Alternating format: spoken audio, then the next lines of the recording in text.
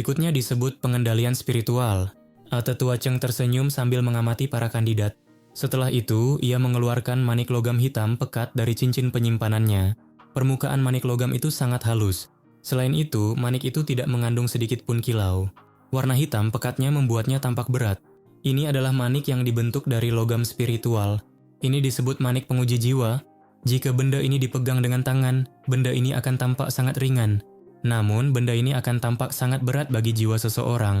Ada fase mami. Ketika ujian kontrol spiritual ini dimulai, banyak dari manik-manik penguji jiwa ini akan berhamburan turun dari langit-langit. Anda diminta untuk tidak menggunakan douchi apapun. Sebaliknya, Anda akan menggunakan kekuatan spiritual Anda sendiri untuk mendukungnya. Orang yang mengambil manik-manik penguji jiwa terbanyak akan berada di segmen teratas ujian ini. Peringkat akan ditentukan berdasarkan jumlah manik-manik yang diterima. Tetua Cheng melirik Cao Ying ketika dia berbicara sampai titik ini. Setelah itu, matanya beralih ke Xiaoyan. Dia tersenyum dan berkata, rekor ujian pengendalian spiritual seseorang ini juga ditetapkan oleh Cao Ying. Saat itu, dia telah mengambil 89 manik-manik. Rekor ini belum terpecahkan bahkan sampai sekarang. Banyak mata dari seluruh aula langsung tertuju pada Xiaoyan ketika mereka mendengar kata-kata Tetua Cheng. Mereka benar-benar ingin tahu apakah pemuda bernama Xiaoyan ini akan mampu memecahkan semua rekor yang ditinggalkan oleh Cao Ying saat itu. Orang-orang ini benar-benar melebih-lebihkan orang ini. Sebelumnya, pasti keberuntungannya yang membuatnya mendapatkan hasil seperti itu. Sudut mulut Cao Dan bergetar saat dia mendengus dingin. Cao Ying meliriknya dan berkata dengan santai, Xiaoyan ini memang orang yang berbakat dan dia tidak bergantung pada keberuntungan. Aku benar-benar ingin melihat hasil seperti apa yang akan dia dapatkan selama ujian kontrol spiritual ini. Besarnya nilai jiwa menunjukkan apakah kekuatan spiritual seorang alkemis kuat. Namun, seorang alkemis sejati tidak hanya melihat kekuatan jiwanya. Jika seseorang ingin memurnikan pil obat tingkat tinggi, seseorang akan membutuhkan kelincahan yang luar biasa dan tingkat kendali yang tinggi atas kekuatan spiritual mereka. Jika tidak, hasilnya akan sama seperti menggunakan palu besar untuk menghancurkan telur. Ada banyak kekuatan, tetapi telur itu juga akan hancur berkeping-keping. Hanya orang yang memiliki kekuatan spiritual kuat dan sangat akrab dengan pengendalian spiritualnya yang dapat benar-benar disebut seorang alkemis. Bagaimana? Apakah kalian siap? Penatua Cheng tersenyum pada kelompok Xiaoyan dan bertanya. Kelompok itu mengangguk pelan setelah mendengar pertanyaannya. Kekuatan spiritual mereka perlahan menggelembung dari titik di antara kedua alis mereka, siap meletus kapan saja. Pertama-tama, saya akan mengingatkan semua orang. Jangan memiliki harapan sia-sia untuk menerima semuanya sekaligus. Menghamburkan kekuatan spiritual adalah tindakan yang sangat bodoh dalam ujian semacam ini. Tetua Cheng mengingatkan dengan serius. Setelah itu, dia berbalik dan cepat-cepat menjauh. Pada saat yang sama, lubang-lubang hitam pekat yang rapat terlihat di langit-langit. Sesaat kemudian, manik-manik logam hitam pekat mengalir turun dari langit-langit seperti badai. Kelompok Xiaoyan mulai menghindar secara refleks saat mereka melihat soul testing beads yang turun seperti badai. Setelah itu, mereka menjaga jarak satu sama lain sementara sebuah pikiran melintas di hati mereka. Kekuatan spiritual yang besar dan dahsyat mengalir keluar dari antara alis mereka. Karena pengingat dari Tetua Cheng sebelumnya, Xiaoyan tidak menyebarkan kekuatan spiritualnya ke dalam bentuk jaring. Sebaliknya, ia mengumpulkannya ke dalam tangan tak kasat mata yang mencengkeram, manik-manik penguji jiwa yang hitam pekat dan padat dengan kecepatan seperti kilat. Tentu saja, mungkin menggunakan kata menempel lebih tepat karena tangan tak kasat mata yang besar itu tidak mencengkeram sembarangan. Sebaliknya, ia menemukan sasarannya sebelum dua jari tak kasat mata dengan cepat keluar. Setelah itu, manik-manik itu akan terus dijepit di antara dua jari spiritual. Memang sangat berat. Xiaoyan menggigil dalam hatinya saat merasakan beban ini. Matanya dengan cepat menyapu sekeliling, hanya untuk melihat Bai Ying dan Qiuju menghindari soul testing beads yang menghantam dengan cara yang agak menyedihkan. Kekuatan spiritual yang menyebar di atas kepala mereka tidak memperlambat soul testing beads sedikit pun. Sebaliknya, manik-manik itu menembus kekuatan spiritual mereka. Jelas, ini karena kekuatan spiritual mereka terlalu tersebar. Selain kedua orang ini, situasi Cao Shu dan Dan Xuan jauh lebih baik. Meskipun mereka tampak berlarian berputar-putar karena ini adalah pengalaman pertama mereka dengan cepat beradaptasi dengan tantangan tersebut. Mereka berusaha sekuat tenaga untuk mengumpulkan kekuatan spiritual mereka bersama-sama. Setelah itu, mereka tidak bertindak serakah saat mereka menerima manik-manik penguji jiwa yang jatuh dari langit satu persatu. Setelah Xiaoyan menerima soul testing bead yang pertama, dia jelas terlihat jauh lebih tenang. Dia juga memahami berat dan keunikan soul testing bead ini. Seketika, sebuah pikiran terlintas di hatinya. Tangan spiritual yang besar itu melesat keluar, membawa suara angin yang rendah dan dalam. Satu persatu, soul testing bead yang hitam pekat itu terus-menerus digenggam oleh tangannya sebelum mereka dengan lembut digantung di sampingnya. 1 manik, 2 manik, 3 manik, 4 manik. Semua mata di dalam aula menjadi cemas saat mereka melihat manik-manik soul testing yang terus ditambahkan ke lingkaran manik-manik berwarna hitam di sekitar tubuh Xiaoyan. Banyak tatapan di dalam aula besar menjadi cemas saat mereka diam-diam menghitung jumlah soul testing beads di dalam hati mereka. 43-44. Sementara soul testing beads terus ditambahkan ke area sekitar Xiaoyan, Qiuqi dan Bai Ying tidak punya pilihan selain mundur karena jiwa mereka tidak mampu menahan beban berat. Ketika mereka mundur, total 31 dan 43 soul testing beads tetap tergantung di depan mereka. Cao Shu juga segera mundur tanpa daya setelah Qiuqi dan Bai Ying melakukannya. Ada 56 soul testing beads yang tergantung di depannya. Hanya Xiaoyan dan Dan Xuan yang masih bertahan setelah Cao Shu mundur.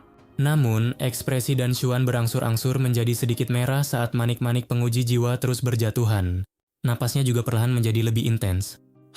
Setelah bertahan selama beberapa menit, Dan Xuan akhirnya menghela napas panjang. Dia melirik soul testing beads yang tergantung di depannya. Ada 66 diantaranya. Napas dihembuskan dari mulutnya. Dan Xuan juga merasakan bahwa ia telah melepaskan kekuatan spiritualnya hingga batas maksimal. Pada saat ini, setiap soul testing beads tambahan akan menjadi pukulan terakhir yang akan menyebabkan unta itu tumbang. Jantung Dan Xuan menjadi rileks dan kekuatan spiritualnya pun berhamburan.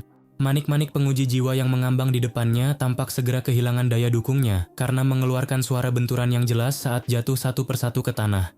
Xiaoyan tersenyum ketika Dan Xuan secara otomatis mengakui kekalahannya. Dia berhenti menangkap soul testing beads. Jarinya dengan lembut mengusap banyak soul testing beads di depannya. Setelah itu, soul testing beads mulai berputar di sekitar tubuhnya dengan kecepatan tinggi, mengeluarkan angin kencang yang bersiul. 93, terima kasih sudah bersikap lunak padaku. Xiaoyan menekan jarinya dengan lembut dan manik-manik yang berputar perlahan berhenti. Dia menjentikkan jarinya dan banyak manik-manik penguji jiwa jatuh. Segera dia menangkupkan tangannya ke Dan Xuan dan yang lainnya. Dia tersenyum dan mengucapkan terima kasih kepada mereka, dan Xuan dan para pesaing lainnya hanya bisa tertawa getir melihat senyum Xiaoyan. Dari sikap santai Xiaoyan, jelas bahwa ia belum mengerahkan seluruh tenaganya. Meskipun demikian, hasil yang diperolehnya telah memecahkan rekor yang dibuat oleh Cao Ying. Wajah Bai Ying pucat pasi.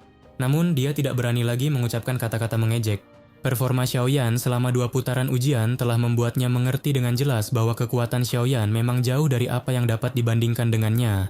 Setelah manik-manik penguji jiwa di sekitar Xiaoyan jatuh ke tanah, tepuk tangan meriah segera terdengar di aula besar. Penampilan Xiaoyan selama 2 putaran ini membuat semua orang tahu bahwa klan Ye telah diselamatkan. Sudut mulut Cao Ying terangkat di tengah tepuk tangan ini. Matanya yang cantik mengamati punggung yang agak kurus itu. Sedikit panas membara terlihat di matanya. Selama bertahun-tahun ini, gadis kecil dari klan Dan dan Chen adalah satu-satunya orang yang dianggapnya sebagai lawan di antara para alkemis di generasinya. Sekarang, mungkin ada seorang anak muda lagi bernama Xiaoyan. Tetua Cheng tersenyum sambil memperhatikan Xiaoyan. Ada ekspresi puas yang tidak bisa disembunyikan di wajahnya. 93 butir manik-manik, 4 butir lebih banyak dari jumlah yang diambil Cao Ying saat itu. Selain itu, dari penampilan Xiaoyan yang santai, jelas bahwa dia melakukannya dengan santai dan belum mengerahkan seluruh tenaganya. Tidak buruk, tidak buruk. Tetua Cheng terus-menerus mengucapkan 2 kata lumayan. Ketika seseorang mencapai levelnya ini, orang itu tidak akan terlalu peduli dengan kekuatan atau apapun. Dia suka melihat semakin banyak anak muda yang luar biasa muncul di dalam menara pil karena hanya melalui anggota generasi mudalah keaktifan dan potensi menara pil dapat terjamin. Xiaoyan masih tetap menjadi yang pertama di segmen kedua ini. Dan Xuan berada di posisi kedua, sementara Cao Shu berada di posisi ketiga. Ye Zhong dan Xinlan dari kursi klan yang memperlihatkan senyum yang lebih lebar di wajah mereka saat mendengar pengumuman dari Tetua Cheng dari arena. Penampilan Xiaoyan benar-benar melampaui ekspektasi mereka sejak awal. Dalam ujian 5 klan besar ini, Xiaoyan benar-benar telah memberitahu mereka apa yang disebut dominasi. Penatua Cheng di arena membelai jenggotnya dan berbicara sambil menyeringai. Kekuatan spiritual adalah fondasi seorang alkemis. Namun, ujian kita ini hanya dimaksudkan untuk menguji jiwa seseorang, tetapi juga mengharuskan seseorang untuk menunjukkan serangan spiritual. Bagaimanapun, ini adalah metode serangan yang cukup bagus dari seorang alkemis. Ujian terakhirnya sangat sederhana. Kalian berlima akan memasuki lingkaran ini dan menggunakan kekuatan spiritual untuk saling bertarung. Orang terakhir yang tersisa di lingkaran adalah pemenangnya. Penatua Cheng menunjuk ke sebuah lingkaran merah sebesar 100 kaki seraya berkata sambil tersenyum. Kelima orang itu mengangguk setelah mendengar kata-katanya. Mereka baru saja akan memasuki lingkaran ketika suara tawa yang indah tiba-tiba terdengar di dalam aula. Penatua Cheng, klan Chao ingin menempatkan pengganti di tengah jalan. Bolehkah saya tahu apakah kami diizinkan melakukannya? Semua tatapan di dalam aula besar itu tertuju dan akhirnya berhenti pada lekuk tubuh Chao Ying yang memikat. Lekuk tubuhnya terlihat jelas saat ia meletakkan tangannya di atas meja dan mencondongkan tubuhnya yang indah ke depan. Tetua Cheng terkejut. Dia mulai sedikit mengernyit. Haha, Tetua Cheng. Menurut peraturan, klan yang memenangkan kompetisi terakhir berhak mendapatkan satu pengganti. Santai saja, aku tidak akan mencoba hal yang aneh. Hanya saja tanganku gatal dan ingin mencobanya. Selain itu, kamu juga dapat menganggapnya seolah-olah klan Chao telah menyerah, jadi kamu dapat menyingkirkan klan Chao. Itu tidak akan memengaruhi hasil ujian. Apa katamu? Cao Ying tersenyum tipis. Pertanyaan lembutnya jelas ditujukan pada Xiaoyan. Bagian dalam aula besar menjadi jauh lebih sunyi karena permintaan Cao Ying yang tiba-tiba. Banyak tatapan mata bergantian antara dirinya dan Xiaoyan. Dari apa yang terlihat, tampaknya penyihir dari klan Chao ini menjadi gatal karena Xiaoyan telah memecahkan 2 rekor yang telah dibuatnya. Semua orang yang menaruh dendam pada klan Ye tanpa sadar mulai menertawakan apa yang ingin dilakukannya. Sekarang setelah semuanya berkembang sejauh ini, mereka telah memahami bahwa klan Ye telah mempertahankan posisinya di antara 5 klan besar dengan bantuan Xiaoyan. Bahkan jika Cao Ying turun tangan sekarang, Xiaoyan pasti akan dapat mengklaim posisi kedua meskipun ia tidak dapat mengambil posisi pertama. Oleh karena itu, situasi keseluruhan telah ditentukan. Tentu saja, meskipun situasi keseluruhan sudah ditentukan, melihat Xiaoyan sedikit menderita di tangan Cao Ying juga merupakan bentuk balas dendam lainnya. Oleh karena itu, suara persetujuan terdengar di aula besar setelah Cao Ying membuka mulutnya. Penatua Cheng sedikit mengernyit. Ekspresinya juga sedikit tidak berdaya.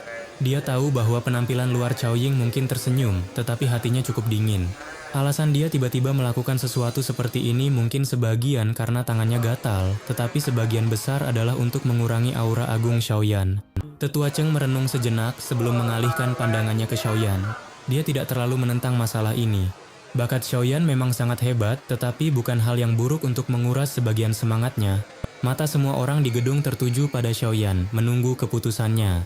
Xiaoyan menatap Cao Ying yang telah melengkungkan bibirnya membentuk senyum tipis. Sesaat kemudian, dia juga menyeringai tipis sambil berkata, karena Nona Cao Ying telah mengatakannya seperti ini, aku, Xiaoyan, akan terlihat seperti orang yang tidak punya perasaan jika aku tidak bermain dengannya. Senyum menawan tersungging di wajah Cao Ying yang sangat menawan saat mendengar kata-kata Xiaoyan. Dia menutup mulutnya dan tertawa. Tuan Xiaoyan benar-benar pandai berkata-kata. Tangan Cao Ying mengetuk meja dengan lembut setelah dia menjawab.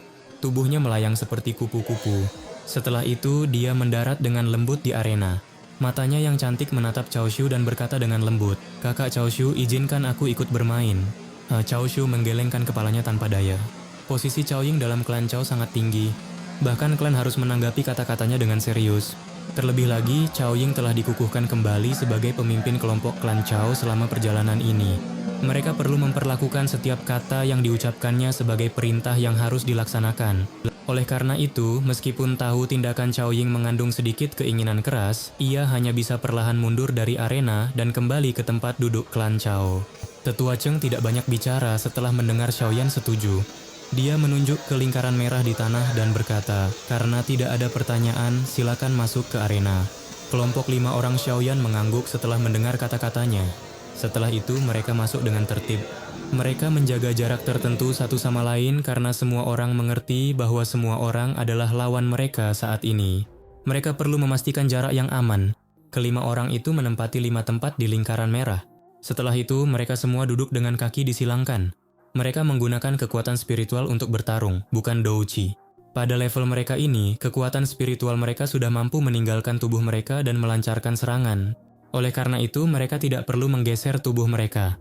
Penatua Cheng perlahan mundur ketika dia melihat bahwa mereka berlima sudah siap. Dia tiba-tiba melambaikan tangannya dan berbicara dengan suara yang dalam. "Mari kita mulai ujiannya." 5 gelombang kekuatan spiritual yang besar dan dahsyat melonjak keluar dari tubuh kelima pesaing setelah teriakan Penatua Cheng terdengar. Setelah itu, kekuatan spiritual bertahan di permukaan tubuh mereka. Mata mereka waspada saat mereka melihat sekeliling mereka. Kekuatan spiritual mereka yang besar, perkasa, dan tak terlihat menutupi seluruh arena. Tekanan spiritual yang samar menyebabkan beberapa orang di dalam aula besar merasa tertekan. Perasaan semacam ini berasal dari dalam jiwa seseorang dan sama sekali tidak berhubungan dengan kekuatan douchi seseorang. Pertarungan di dalam arena adalah pertarungan dari domain yang berbeda. Kebuntuan di arena berlanjut selama beberapa saat sebelum akhirnya dipecahkan oleh suara batuk tiba-tiba yang berasal dari tempat yang tidak diketahui. 5 kekuatan spiritual yang besar dan perkasa berubah menjadi 5 ular piton besar yang tak terlihat yang melonjak dari antara alis mereka dengan kecepatan seperti kilat. Setelah itu mereka mulai meledak di tengah dengan cara yang sangat kacau. Ledakan.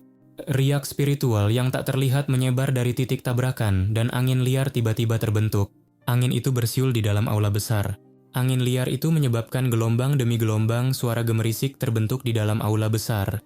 Tabrakan spiritual yang dahsyat ini menyebabkan kelima sosok di dalam lingkaran merah bergetar.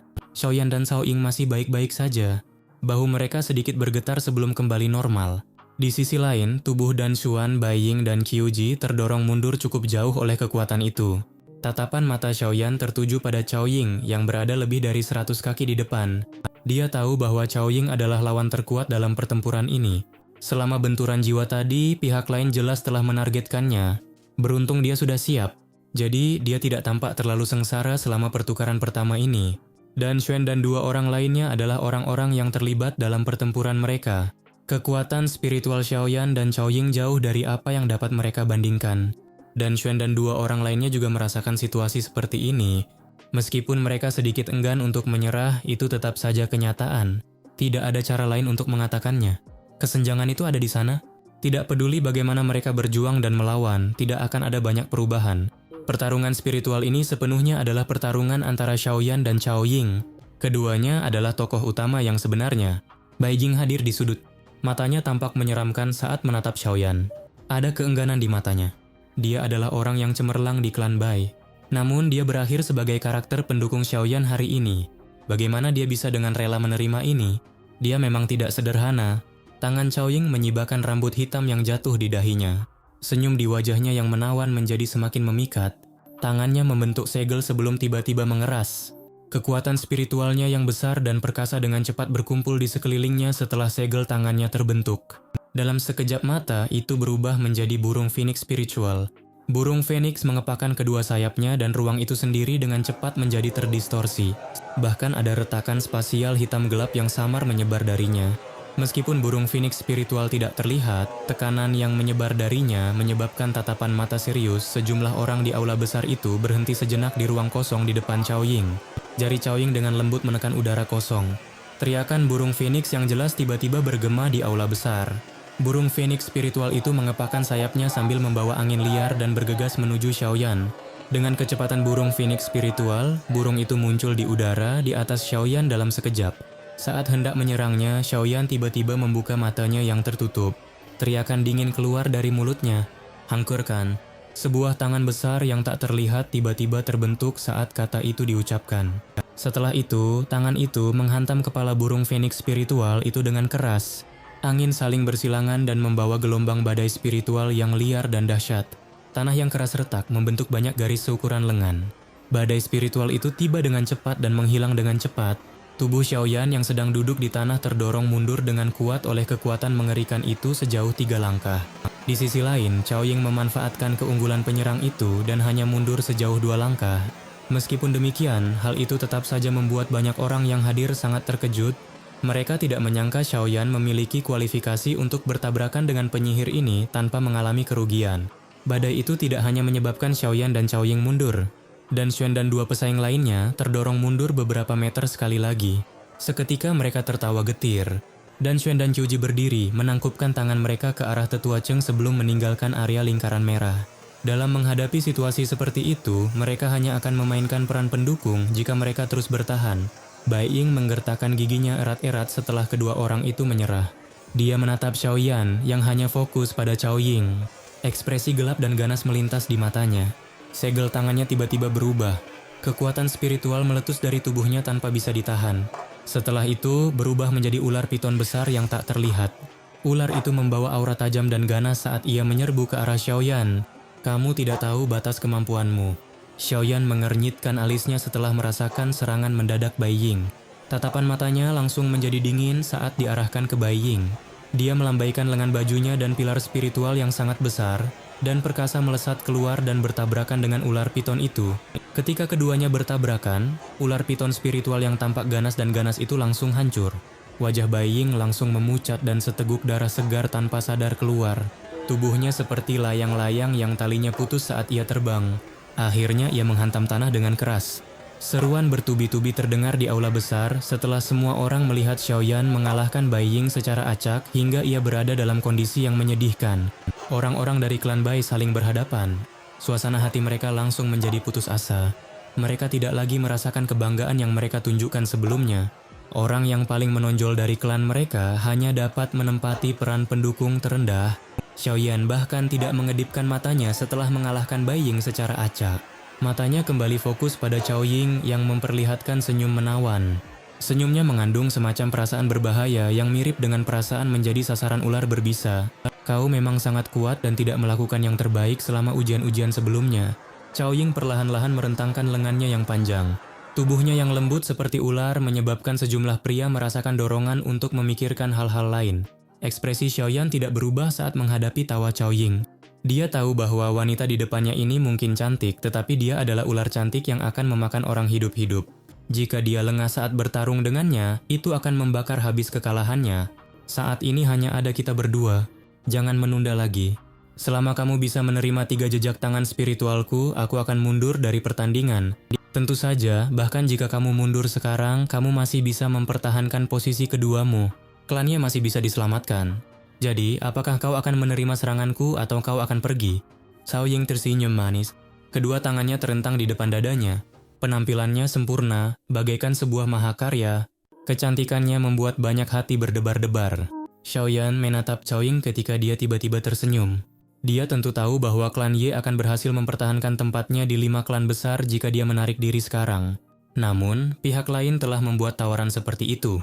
Jika dia menarik diri sekarang, dia akan berakhir tampak lemah. Selain itu, Xiaoyan juga sangat tertarik pada Cao Ying yang disebut sebagai penerus potensial dari para pemimpin besar Menara Pil. Ini karena dia tahu bahwa Cao Ying juga akan berpartisipasi dalam pertemuan Pil. Pada saat itu dia pasti akan menjadi lawan yang hebat baginya. Jika dia bisa bertukar pukulan dengannya di sini, dia akan dapat mengukur keterampilannya sedikit lebih baik. Dia tidak akan berakhir lengah pada saat itu. Tentu saja, pertarungan antara kekuatan spiritual secara alami tidak dapat mewakili kekuatan kemampuan alkemis seseorang. Namun mampu mengamati sesuatu dan memperoleh perkiraan kasar tentang kekuatan pihak lain sangatlah membantu. Karena berbagai alasan yang disebutkan di atas, Xiaoyan tentu saja tidak akan memilih untuk mundur secara sukarela. Oleh karena itu, ia perlu menerima provokasi dari Cao Ying. Xiaoyan mengangguk pelan setelah mengambil keputusan dalam hatinya. Matanya menatap Cao Ying sambil berkata, "Nona Cao Ying, tolong." Senyum di wajah Cao Ying semakin dipenuhi godaan saat mendengar jawabannya. Dia menutup mulutnya dan tertawa dengan cara yang indah. Tuan Xiaoyan memang memiliki sikap yang luar biasa. Namun, jika memang begitu, nona muda ini akan menunjukkan ketidakmampuanku. Setelah tawa lembutnya perlahan terdengar, Cao Ying perlahan mengulurkan tangannya yang putih dan panjang. Dia segera membentuk segel tangan yang aneh. Ketika segel tangan ini terbentuk, Xiaoyan tiba-tiba menemukan kekuatan spiritual yang besar dan perkasa dengan cepat terbentuk di telapak tangannya. Dia samar-samar bisa melihat jejak tangan yang terlihat sebagian di ruang yang terdistorsi itu. Mata Xiaoyan menatap tajam pada jejak tangan Cao Ying. Dia mengernyitkan alisnya sedikit sambil merasa takjub di dalam hatinya. Jejak tangan ini mampu mengendalikan kekuatan spiritual dan menggabungkannya menjadi bentuk serangan. Dia bisa merasakan bahwa kekuatan spiritual yang terkumpul di telapak tangannya tidak lebih lemah dari burung phoenix spiritual sebelumnya. Namun kekuatan keduanya sangat berbeda. Dengan kata lain, segel tangan aneh Cao Ying ini memiliki kemampuan unik untuk mengumpulkan kekuatan spiritual dan memperkuatnya. Efek semacam ini agak mirip dengan teknik Dou. Para alkemis dari zaman dahulu mampu melepaskan kekuatan-kekuatan spiritual hingga batasnya, dan mereka bahkan dapat menyamai teknik Dou dari beberapa ahli. Teknik semacam ini disebut keterampilan jiwa oleh para alkemis dari zaman dahulu. Tangan Cao Ying mempertahankan segel tangan yang aneh itu.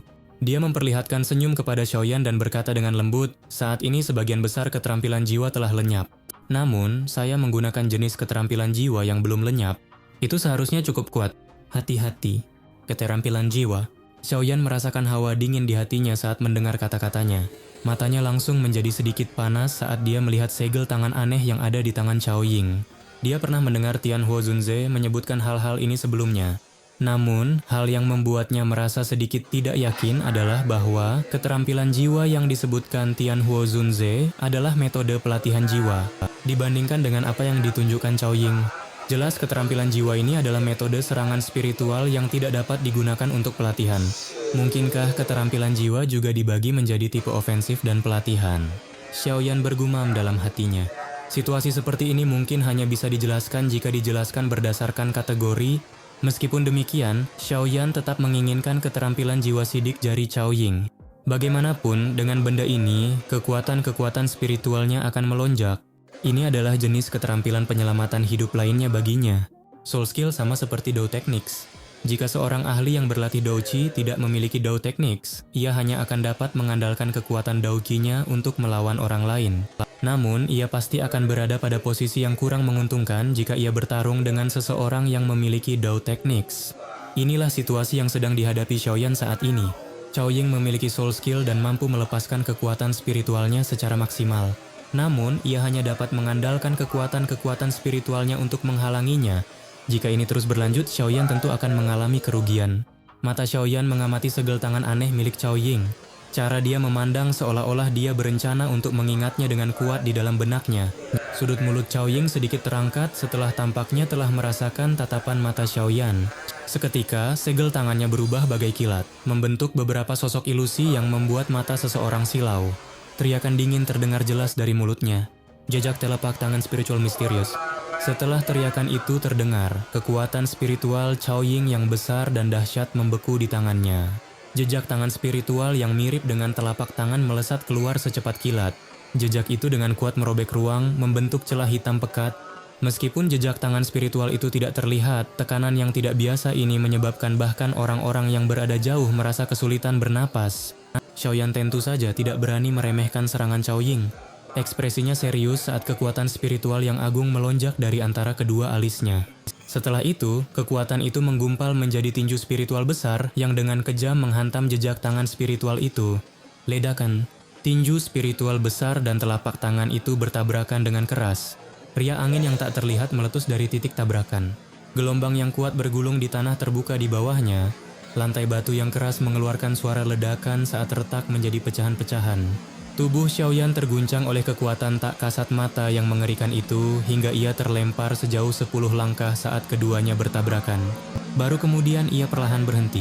Saat ini, ia berada kurang dari 100 kaki dari garis batas merah. Lagi. Xiaoyan tidak diragukan lagi telah jatuh ke dalam posisi yang tidak menguntungkan dengan pertukaran pertama yang sebenarnya ini. Namun wajahnya tidak menunjukkan sedikit pun ekspresi putus asa.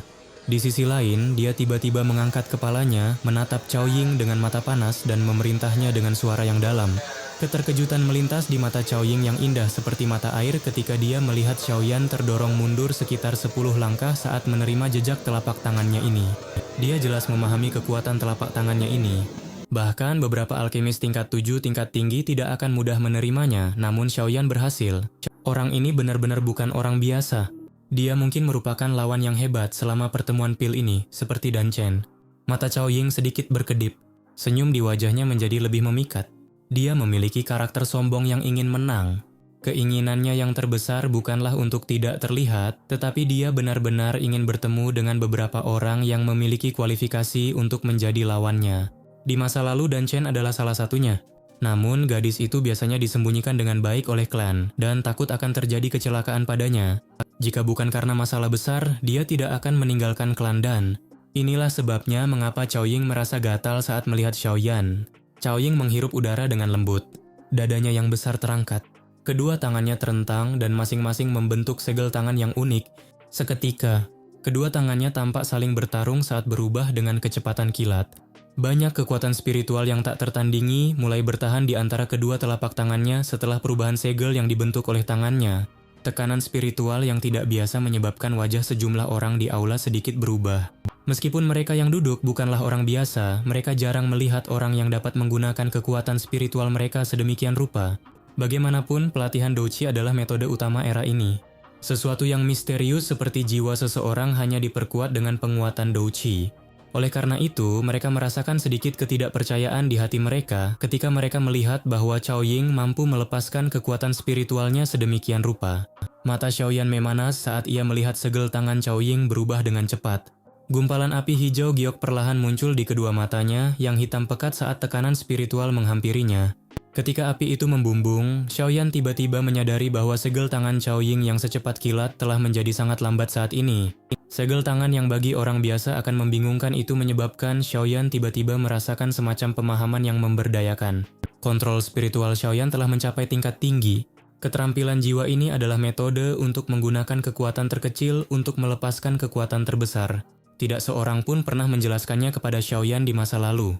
Namun setelah Cao Ying menunjukkan keterampilan jiwa ini di depannya hari ini, dia tampaknya telah membantunya membuka dunia yang sama sekali baru. Banyaknya kebingungan yang dia rasakan di masa lalu tentang cara menampilkan kekuatan spiritual tiba-tiba teratasi saat ini. Xiaoyan tidak pernah kekurangan harta karun. Yang kurang hanyalah kunci untuk membukanya. Ledakan. Segel tangan Cao Ying yang seperti kilat tiba-tiba berhenti. Pada saat ini tangannya membentuk semacam segel misterius. Orang biasa hanya akan merasa benar-benar bingung saat melihatnya karena segel semacam ini sama sekali tidak ada hubungannya dengan segel untuk teknik Dou. Senyum lembut terpancar di wajah Cao Ying setelah segel tangannya terbentuk. Seketika tangan kirinya tiba-tiba terdorong ke depan. Ketika segel tangan itu bergerak, telapak tangan yang besar dan perkasa melesat keluar seperti seekor harimau yang turun dari gunung. Raungan harimau yang rendah dan dalam bergema di dalam jiwa setiap orang di aula. Jejak telapak tangan yang tak terlihat dan agung itu dengan cepat membesar di depan mata Xiaoyan. Rambutnya juga tertiup angin hingga melayang di udara. Tanah di depannya, yang telah hancur berkeping-keping, mulai mengeluarkan suara retakan saat pecahan-pecahannya hancur menjadi debu. Sementara jejak telapak tangan itu diperbesar di mata Xiaoyan, suara gemuruh rendah dan dalam tiba-tiba meletus dari tenggorokan Xiaoyan. Ia mengubah tinjunya menjadi telapak tangan dan jari-jarinya bergerak cepat. Pada saat yang sama, ia mulai membentuk beberapa segel dengan cara yang agak asing. Segel itu baru saja terbentuk ketika telapak tangan yang besar dan perkasa itu tiba-tiba datang. Itu menghantam telapak tangan Xiaoyan dengan keras. Riak tak terlihat muncul seperti gelombang. Tubuh Xiaoyan yang sedang duduk melesat mundur meninggalkan jurang yang dalam di sepanjang jalan. Tinju Xiaoyan menghantam tanah dengan keras. Lubang sedalam 10 kaki terbentuk sebelum tubuhnya stabil. Dia menoleh sedikit hanya untuk melihat bahwa hanya ada sekitar 3 meter lagi hingga garis merah. Xiaoyan sekali lagi menerima serangannya dengan cara yang menyedihkan. Namun, panas yang membakar di matanya menjadi lebih intens. Dia menatap Cao Ying dan tertawa. Lagi! Ekspresi Cao Ying sedikit berubah. Ia menghirup udara dalam-dalam. Tangan kanannya menahan segel sesaat sebelum perlahan berubah. Setelah itu, telapak tangan agung yang beberapa kali lebih kuat dari sebelumnya muncul seperti badai. Telapak tangan itu mengeluarkan raungan naga yang menggetarkan jiwa yang bergema di seluruh aula. Xiaoyan tiba-tiba membelalakan matanya saat telapak tangan Cao Ying disertai badai spiritual melesat menjauh dari telapak tangannya. Tinjunya berubah menjadi telapak tangan dan telapak tangannya menjadi segel. Ketika segel tangan Xiaoyan yang sangat asing dilepaskan, kekuatan spiritualnya yang luas dan perkasa mulai dengan cepat berkumpul dengan semacam lintasan khusus. Mata Cao Ying tiba-tiba menyipit saat melihat segel tangan Xiaoyan. Ekspresi terkejut muncul di wajahnya untuk pertama kalinya. Ini karena segel tangan yang tidak mulus itu adalah segel tangan yang sama persis dengan yang telah dilepaskannya sebelumnya. Iya.